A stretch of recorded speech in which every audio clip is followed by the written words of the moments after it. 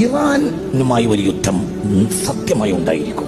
അത് യാതൊരു സംശയവും വേണ്ട. അത് നടന്നേ തീരും. അത് വളരെ താമസിയാതെ നടക്കുകയും ചെയ്യും. ഇറാനുമായി യുദ്ധം വന്നാൽ മിഡിൽ ഈസ്റ്റ് ഇനിയും അട്ടിമറിയും. മിഡിൽ ഈസ്റ്റ് അട്ടിമറിഞ്ഞാൽ നമ്മുടെ സാമ്പത്തിക സ്രോതസ് മുഴുവനും നശിച്ചു. അതുകൊണ്ട് എക്കണോമിക്കൽ സിസ്റ്റത്തെ കൃത്യമാക്കാൻ നമ്മൾ പഠിക്കണം. സൂക്ഷിച്ച് ചെലവഴിക്കാൻ പഠിച്ചവർക്ക് ദാരിദ്ര്യം വരികയില്ലെന്ന് മുഹമ്മദ് മുസ്തഫ സ്വല്ലല്ലാഹു. ഇത് നിങ്ങളൊന്നും കൂടി ശ്രദ്ധിക്കണം. ഞാനിത് വളരെ പണ്ടേ നിങ്ങളോട് പറയുന്നുണ്ട്. ഇനി ഒരു യുദ്ധം ഉണ്ടാവുകയാണെങ്കിൽ അത് ഇറാൻ. ഞാൻ 2000 മുതൽ പറയുന്ന വർത്താനാണ്. പഴയ കേസറ്റൊക്കെ കേട്ടാൽ നിങ്ങൾക്കറിയാം. അടുത്ത യുദ്ധം ഇറാനുമായാണ്. അത് ഭയാനകമായിരിക്കും. അതിനാരാ ചെയ്യുക? അതിന് മറ്റുള്ളവരാണ് ചെയ്യുക. എന്തുകൊണ്ട്? ഒരു നഷ്ടവും അവർക്കില്ല. നഷ്ടം ആർക്കാണുള്ളത്? പറ, ആർക്കാ നഷ്ടം സംഭവിക്കുക? മുസ്ലിമീങ്ങൾക്ക്. ഇറാൻ ഇനി ഒരിക്കലും അമേരിക്കയെ തിരിച്ചടിക്കില്ല.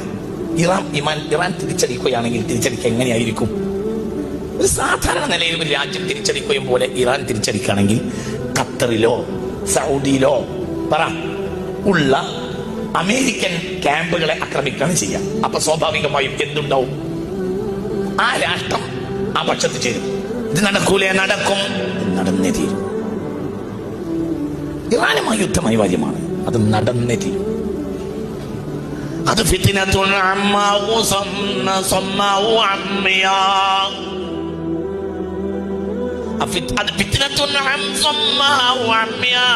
അത് കണ്ണില്ലാത്തയും കാതില്ലാത്തയും യുദ്ധമായിരിക്കും. മനുഷ്യരാശി ഇന്നുവരെ കണ്ടതിൽ വെച്ച് വലിയ യുദ്ധം സംഭവിക്കും. അതിന് ഇനി കാലതാമസമില്ല. സംഭവിച്ചിരിക്കും. നമ്മളെ കാക്കട്ടെ. ഇത് നിങ്ങൾ ആരോട് ചോദിച്ചാ പറയുന്നത്?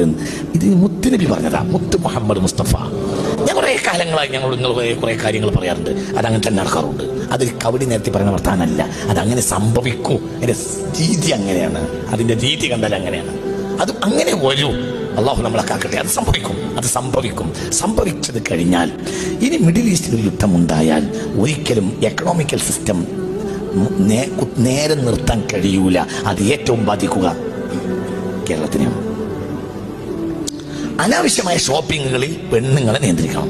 ഇന്നത്തെ നമ്മളെ സാഹചര്യം ഇപ്പോഴും നമ്മളെ പെണ്ണുങ്ങൾക്ക് മനസ്സിലായിട്ടില്ല. ഇതിനേക്കാൾ വലിയൊരു വിപത്താണ് നീ പറയാൻ പോകുന്നത്. അതായത് ഒരു കല്യാണം ഉണ്ടായി എന്ന് സങ്കല്പിക്കാം. ഒരു കല്യാണം ഉണ്ടായാൽ ആ കല്യാണത്തിന് പുതുവസ്ത്രം തോന്നാം. അത് അങ്ങനെ തന്നെയല്ലേ പറയും? അത് അടുത്ത ആഴ്ച പിന്നെ കുടുംബത്തിൽ വേറൊരു കല്യാണം ഉണ്ടായാൽ പറ